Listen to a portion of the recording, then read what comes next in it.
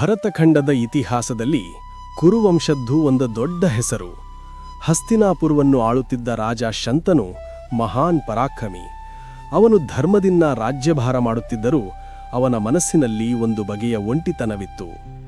ಒಂದು ದಿನ ಶಂತನು ಮಹಾರಾಜ ಗಂಗಾ ನದಿಯ ತೀರದಲ್ಲಿ ವಿಹರಿಸುತ್ತಿದ್ದನು. ತಂಪಾದ ಗಾಳಿ ಬೀಸುತ್ತಿತ್ತು. ಆಗ ಅವನ ಕಣ್ಣಿಗೆ ಬಿದ್ದಿದ್ದು ಒಬ್ಬ ಅಪ್ರತಿಮ ಸುಂದರಿ. ಅವಳೇ ಗಂಗೆ. ಅವಳ ಸೌಂದರ್ಯವನ್ನು ಕಂಡು ಮೈಮರೆತ ಶಂತನು ಅವಳ ಹತ್ತಿರ ಹೋಗಿ ಮಾತನಾಡಿಸಿದನು. ಓ ಸುಂದರಿಯೇ, ನೀನು ಯಾರು? ದೇವಲೋಕದ ಅಪ್ಸರೆಯೋ ಅಥವಾ ಈ ಭೂಮಿಯ ಮಗಳೋ? ನಿನ್ನ ರೂಪವನ್ನು ಕಂಡು ನನ್ನ ಮನಸ್ಸು ಸೋತಿದೆ. ನೀನು ನನ್ನನ್ನು ವಿವಾಹವಾಗುವೆಯಾ? ಹಸ್ತಿನಾಪುರದ ರಾಣಿಯಾಗುವೆಯಾ? ಆ ಸುಂದರಿ ಬೇರಾರೂ ಆಗಿರಲಿಲ್ಲ. ಅವಳು ಸಾಕ್ಷಾತ್ ಗಂಗಾ ಮಾತೆ.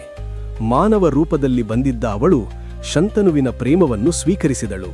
ಆದರೆ ಅವಳು ಒಂದು ಕಠಿಣವಾದ ಷರತ್ತನ್ನು ರಾಜನ ಮುಂದಿಟ್ಟಳು.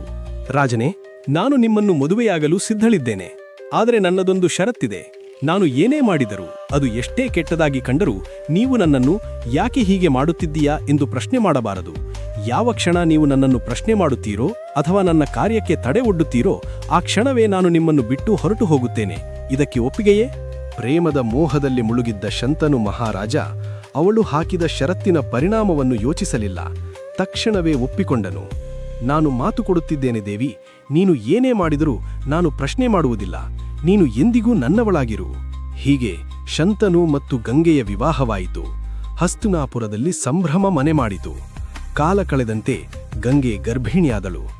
ರಾಜನ ಸಂತೋಷಕ್ಕೆ ಪಾರವೇ ಇರಲಿಲ್ಲ. ತನಗೆ ಒಬ್ಬ ಉತ್ತರಾಧಿಕಾರಿ ಹುಟ್ಟುತ್ತಾನೆ ಎಂದು ಶಂತನು ಕಾಯುತ್ತಿದ್ದನು. ಮಗು ಹುಟ್ಟಿತು. ಆದರೆ ಆ ತಾಯಿ ಮಾಡಿದ್ದೇನು ಗೊತ್ತೇ? ಹುಟ್ಟಿದ ಹಸುಗೂಸನ್ನು ಎತ್ತಿಕೊಂಡು ಗಂಗೆ ನೇರವಾಗಿ ನದಿಯ ಕಡೆಗೆ ನಡೆದಳು.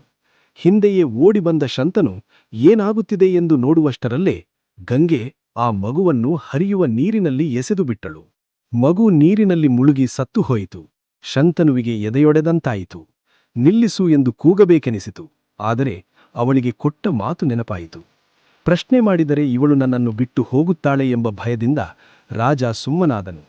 ಹೀಗೆ 1 ವರ್ಷ ಅಲ್ಲ, 2 ವರ್ಷ ಅಲ್ಲ, ಗಂಗೆಗೆ ಹುಟ್ಟಿದ ಒಂದರ ಹಿಂದೆ ಒಂದು 7 ಗಂಡು ಮಕ್ಕಳನ್ನು ಆಕೆ ನದಿಗೆಸೆದಳು. ಪ್ರಜೆಗಳು ರಾಣಿಯನ್ನು ರಾಕ್ಷಸಿ ಎಂದು ಕರೆದರು. ರಾಜ ಶಂತನು ಒಳಗೊಳಗೆ ನರಕಯಾತನೆ ಅನುಭವಿಸುತ್ತಿದ್ದನು.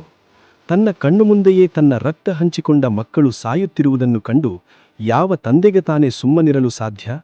ಅಷ್ಟರಲ್ಲಿ 8ನೇ ಮಗು ಹುಟ್ಟಿತು. ಎಂದಿನಂತೆ ಗಂಗೆ ಆ ಮಗುವನ್ನು ಎತ್ತಿಕೊಂಡು ನದಿಯ ಕಡೆಗೆ ನಡೆದಳು. ಆದರೆ ಈ ಬಾರಿ ಶಂತನುವಿನ ಸಹನೆ ಕಟ್ಟೆ ಒಡೆಯಿತು. ಮಗುವನ್ನು ಎಸೆಯಲು ಗಂಗೆ ಕೈ ಎತ್ತಿದಾಗ ಶಂತನು ಓಡಿ ಹೋಗಿ ಅವಳ ಕೈ ಹಿಡಿದನು. ನಿಲ್ಲಿಸು ಗಂಗೆ, ಇದೇನು ಮಾಡುತ್ತಿದ್ದೀಯಾ ನೀನು? ಹೆತ್ತ ಮಗುವನ್ನೇ ಕೊಲ್ಲುವಂಥ ರಾಕ್ಷಸಿಯೇ ನೀನು? ನಿನಗೆ ಕರುಣೆ ಇಲ್ಲವೇ? ಈ ಮಗುವನ್ನು ನಾನು ಕೊಲ್ಲಲು ಬಿಡುವುದಿಲ್ಲ. ಸಾಕು ಮಾಡು ನಿನ್ನ ಕ್ರೂರತ್ವವನ್ನು. ಶಂತನುವಿನ ಮಾತು ಕೇಳಿ ಗಂಗೆಯ ಮುಖದಲ್ಲಿ ಒಂದು ವಿಷಾದದ ನಗು ಮೂಡಿತು. ಅವಳು ನಿಧಾನವಾಗಿ ರಾಜನ ಕಡೆಗೆ ತಿರುಗಿದಳು. ರಾಜನೇ, ಇಂದಿಗೆ ನಿಮ್ಮ ನನ್ನ ಸಂಬಂಧ ಮುಗಿಯಿತು. ನೀವು ಕೊಟ್ಟ ಮಾತನ್ನು ಮುರಿದರಿ. ನನ್ನನ್ನು ಪ್ರಶ್ನೆ ಮಾಡಬಾರದಿತ್ತು. ನಾನು ಇನ್ನು ಇಲ್ಲಿ ಇರಲು ಸಾಧ್ಯವಿಲ್ಲ. ಹೋಗುವುದಾದರೆ ಹೋಗು, ಆದರೆ ನನ್ನ ಮಗುವನ್ನು ಕೊಟ್ಟು ಹೋಗು ಮತ್ತು ಹೇಳು, ಯಾಕೆ ಇಷ್ಟು ಮಕ್ಕಳನ್ನು ಕೊಂದೆ? ರಾಜನೇ, ನಾನು ಕೊಂದ ಆ 7 ಮಕ್ಕಳು ಸಾಮಾನ್ಯರಲ್ಲ. ಅವರು ಅಷ್ಟವಸುಗಳು. ವಸಿಷ್ಠ ಮಹರ್ಷಿಗಳ ಶಾಪದಿಂದ ಅವರು ಭೂಮಿಯ ಮೇಲೆ ಹುಟ್ಟಬೇಕಾಯಿತು. ಹುಟ್ಟಿದ ತಕ್ಷಣ ನಮ್ಮನ್ನು ಮುಕ್ತಿಗೊಳಿಸು ಎಂದು ಅವರು ನನ್ನನ್ನು ಬೇಡಿಕೊಂಡಿದ್ದರು. ಅದಕ್ಕಾಗಿ ನಾನವರನ್ನು ನೀರಿನಲ್ಲಿ ಮುಳುಗಿಸಿ ಶಾಪ ವಿಮೋಚನೆ ಮಾಡಿದೆ. ಆದರೆ ಈ 8ನೇ ಮಗುವಿಗೆ ದೀರ್ಘಕಾಲ ಭೂಮಿಯ ಮೇಲೆ ಬದುಕುವ ಶಾಪವಿದೆ. ಇವನನ್ನು ನಾನು ತೆಗೆದುಕೊಂಡು ಹೋಗುತ್ತೇನೆ. ಇವನಿಗೆ ಸಕಲ ವಿದ್ಯೆಗಳನ್ನು ಕಲಿಸಿ ಒಬ್ಬ ವೀರನನ್ನಾಗಿ ಮಾಡಿ ನಿಮಗೆ ಹಿಂತಿರುಗಿಸುತ್ತೇನೆ. ಇಷ್ಟು ಹೇಳಿ ಗಂಗೆ ಆ ಮಗುವಿನೊಂದಿಗೆ ಮಾಯವಾದಳು. ಶಂತನು ಮತ್ತೆ ಒಂಟಿಯಾದನು. ಮಗುವಿನ ನೆನಪಿನಲ್ಲಿ, ಹೆಂಡತಿಯ ಅಗಲಿಕೆಯಲ್ಲಿ ದಿನಗಳನ್ನು ಕಳೆಯತೊಡಗಿದನು. ಸುಮಾರು 16 ವರ್ಷಗಳು ಕಳೆದವು. ಒಂದು ದಿನ ಶಂತನು ಅದೇ ಗಂಗಾ ನದಿಯ ತೀರಕ್ಕೆ ಹೋದಾಗ ಅಲ್ಲಿ ಒಬ್ಬ ಬಾಲಕ ತನ್ನ ಬಾಣಗಳಿಂದ ಗಂಗೆಯ ಹರಿವನ್ನೇ ತಡೆದು ನಿಲ್ಲಿಸಿದ್ದನ್ನು ಕಂಡನು. ಆ ಬಾಲಕನ ಪರಾಕ್ರಮ ಕಂಡು ರಾಜ ಬೆರಗಾದನು. ಆಗ ಗಂಗೆ ಪ್ರತ್ಯಕ್ಷವಾದಳು. ರಾಜನೇ, ಇವನೇ ನಿಮ್ಮ ಮಗ ದೇವವ್ರತ. ವಸಿಷ್ಠರಲ್ಲಿ ವೇದಗಳನ್ನು, ಪರಶುರಾಮರಲ್ಲಿ ಶಸ್ತ್ರವಿದ್ಯೆಯನ್ನು ಮತ್ತು ಬೃಹಸ್ಪತಿಗಳಲ್ಲಿ ರಾಜನೀತಿಯನ್ನು ಕಲಿತಿದ್ದಾನೆ. ಇಂದಿನಿಂದ ಇವನು ನಿಮ್ಮವನು.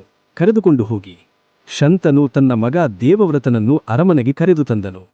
ದೇವವ್ರತನ ಗುಣ, ವಿನಯ ಮತ್ತು ಪರಾಕ್ರಮ ಕಂಡು ಇಡೀ ಹಸ್ತಿನಾಪುರವೇ ಹೆಮ್ಮೆಪಟ್ಟಿತು. ಶಂತನು ದೇವವ್ರತನನ್ನು ಯುವರಾಜ ಎಂದು ಘೋಷಿಸಿದನು. ತಂದೆ ಮತ್ತು ಮಗ ಸುಖವಾಗಿದ್ದರು, ಆದರೆ ವಿಧಿಯಾಟ ಬೇರೆಯೇ ಇತ್ತು. ಒಮ್ಮೆ ಶಂತನು ಬೇಟೆಗೆ ಹೋದಾಗ ಯಮುನಾ ನದಿ ತೀರದಲ್ಲಿ ಒಂದು ಸುವಾಸನೆ ಅವನನ್ನು ಸೆಳೆಯಿತು. ಆ ಪರಿಮಳವನ್ನು ಹಿಂಬಾಲಿಸಿ ಹೋದಾಗ ಅಲ್ಲಿ ಒಬ್ಬ ಸುಂದರ ಮೀನುಗಾರ ಕನ್ಯೆ ದೋಣಿ ನಡೆಸುತ್ತಿರುವುದನ್ನು ಕಂಡನು. ಅವಳೇ ಸತ್ಯವತಿ. ವಯಸ್ಸಾಗಿದ್ದರೂ ಶಂತನುವಿನ ಮನಸ್ಸು ಮತ್ತೆ ಪ್ರೇಮಕ್ಕೆ ಜಾರಿತು. ಅವನು ನೇರವಾಗಿ ಸತ್ಯವತಿಯ ತಂದೆ ದಾಶರಾಜನ ಬಳಿ ಹೋಗಿ ಮದುವೆಯ ಪ್ರಸ್ತಾಪ ಇಟ್ಟನು. ದಾಶರಾಜನೇ, ನಿನ್ನ ಮಗಳು ಸತ್ಯವತಿಯನ್ನು ಕಂಡು ನಾನು ಅನುರಕ್ತನಾಗಿದ್ದೇನೆ. ಅವಳನ್ನು ನನಗೆ ಕೊಟ್ಟು ವಿವಾಹ ಮಾಡಿಕೊಡು. ಮಹಾರಾಜರೇ, ನನ್ನ ಮಗಳನ್ನು ನಿಮಗೆ ಕೊಡುವುದಕ್ಕೆ ನನಗೇನೂ ಅಭ್ಯಂತರವಿಲ್ಲ. ಆದರೆ ನನ್ನದೊಂದು ಷರತ್ತಿದೆ, ಅದು ನಿಮ್ಮಿಂದ ಸಾಧ್ಯವಾಗುವುದಿಲ್ಲ. ಏನು ನಿನ್ನ ಷರತ್ತು? ಕೇಳು. ಈ ಹಸ್ತಿನಾಪುರದ ರಾಜನಿಗೆ ಅಸಾಧ್ಯವಾದದ್ದು ಯಾವುದೂ ಇಲ್ಲ. ರಾಜರೇ, ನನ್ನ ಮಗಳ ಮಗನೇ ಮುಂದಿನ ರಾಜನಾಗಬೇಕು. ಹಸ್ತಿನಾಪುರದ ಸಿಂಹಾಸನ ಸತ್ಯವತಿಯ ಮಕ್ಕಳಿಗೆ ಸಿಗಬೇಕು. ಆದರೆ ನಿಮಗೆ ಈಗಾಗಲೇ ದೇವವ್ರತನಂತಹ ಸಮರ್ಥ ಮಗನಿದ್ದಾನೆ. ಅವನಿರುವಾಗ ನಿಮ್ಮ ಮೊಮ್ಮಕ್ಕಳಿಗೆ ರಾಜ್ಯ ಹೇಗೆ ಸಿಗುತ್ತದೆ?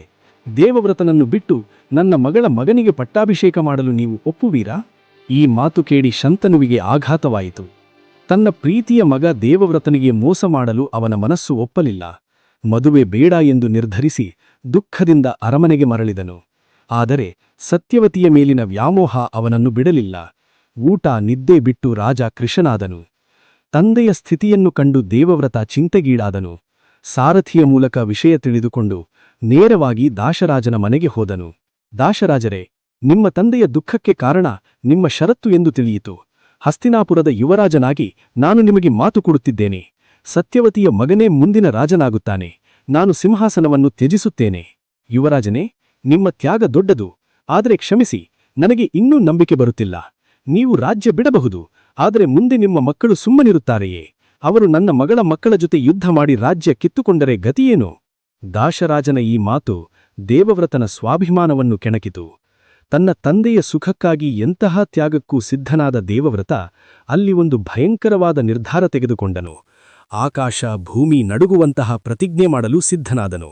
ದಾಶರಾಜರೇ, ಗಮನವಿಟ್ಟು ಕೇಳಿ. ನಾನು ರಾಜ್ಯವಷ್ಟೇ ಅಲ್ಲ, ನನ್ನ ಮುಂದಿನ ಪೀಳಿಗೆಯ ಹಕ್ಕನ್ನು ತ್ಯಜಿಸುತ್ತೇನೆ. ಇಗೋ, ಪಂಚಭೂತಗಳ ಸಾಕ್ಷಿಯಾಗಿ ಪ್ರತಿಜ್ಞೆ ಮಾಡುತ್ತಿದ್ದೇನೆ. ನಾನು ಆಜೀವ ಪರ್ಯಂತ ಮದುವೆಯಾಗುವುದಿಲ್ಲ, ಬ್ರಹ್ಮಚಾರಿಯಾಗಿಯೇ ಉಳಿಯುತ್ತೇನೆ. ನನಗೆ ಮಕ್ಕಳೇ ಇಲ್ಲದೆ ಮೇಲೆ ನಿನ್ನ ಮಗಳ ಮಕ್ಕಳಿಗೆ ಶತ್ರುಗಳೇ ಇರುವುದಿಲ್ಲ.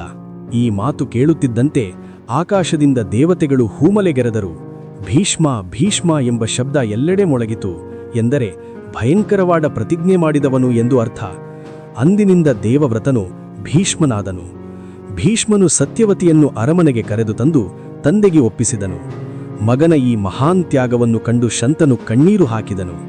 ಮೆಚ್ಚುಗೆಯಿಂದ ಶಂತನು ಭೀಷ್ಮನಿಗೆ ಒಂದು ವರವನ್ನು ನೀಡಿದನು. ಮಗನೇ, ನಿನ್ನ ಸಾವು ನಿನ್ನ ಕೈಯಲ್ಲೇ ಇರಲಿ. ನಿನಗೆ ಯಾವಾಗ ಬೇಕೋ ಆಗ ಮಾತ್ರ ಮೃತ್ಯು ನಿನ್ನನ್ನು ಸೋಕಲಿ. ನಿನಗೆ ಸ್ವಚ್ಛಂದ ಮರಣದ ವರವನ್ನು ನೀಡುತ್ತಿದ್ದೇನೆ. ಹೀಗೆ ಕುರುವಂಶದ ಕಥೆ ಒಂದು ದೊಡ್ಡ ತಿರುವು ಪಡೆಯಿತು.